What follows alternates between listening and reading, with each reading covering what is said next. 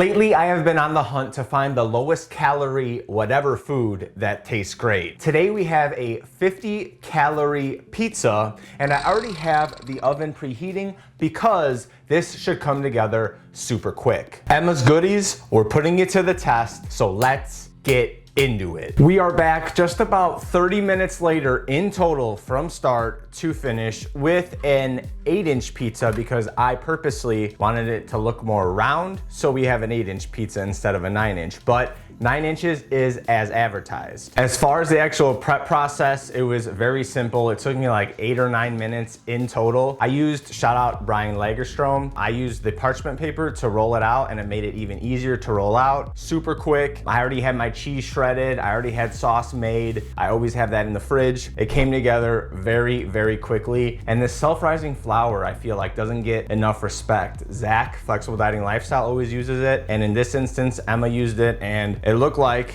it went perfect. For your 50 calories, you get about this slice. So it's definitely like a school lunch type of pizza where the slices are super small, but you do get a 9-inch pizza for under 500 calories, and the crust is actually pretty thick. It's thin, but it's not like paper thin. So for what you get, 450 calories or about so, really good. I personally wanted to add some fat-free cheese so I can add more cheese in general. I would have taken away a little bit of the part skim and put in a little bit more of the fat-free, but I followed the directions to a T, didn't change a thing. The underneath looking nice, got some brown spots. Not like the same as a yeast risen dough, but again, for the ease and for the calorie count, not bad at all. Let's try it. From the get-go, I felt like it was gonna be like this, and it is. It's like going to hot lunch and getting your little mini pizza and taking a bite out of it. This is like a thinner crust version of that.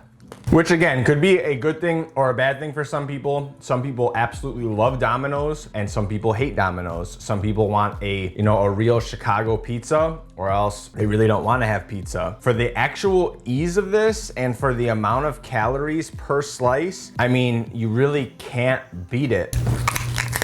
The crust has a great crunch. As for the cheese, we have part skim, which is almost all the fat still. Very, very good. And then we have my homemade marinara. I mean, there's really zero complaints here. The yeast does create a different taste in the dough that you could only get from a yeast risen dough, but the self-rising flour comes in handy in many instances. If you're wondering the actual macros on this, it is 448, 19 protein. So this definitely isn't a protein-based recipe, nor did I expect it to be. 64 carb and 10 fat. You have 2 ingredients for the crust. You have a sauce that you can buy at the store for pizza sauce, and then you can buy pre-shredded cheese. I highly recommend against it, but if you have shredded cheese in the fridge already, you're already like 70% of the way there. You just have to roll it out and top it. I have been following Emma for years. You should definitely check out her channel. She has banger recipes, both in the high calorie version, air fryer recipes, low calorie recipes, everything. If you want to see a 25 calorie chocolate chip cookie review I just did, click here.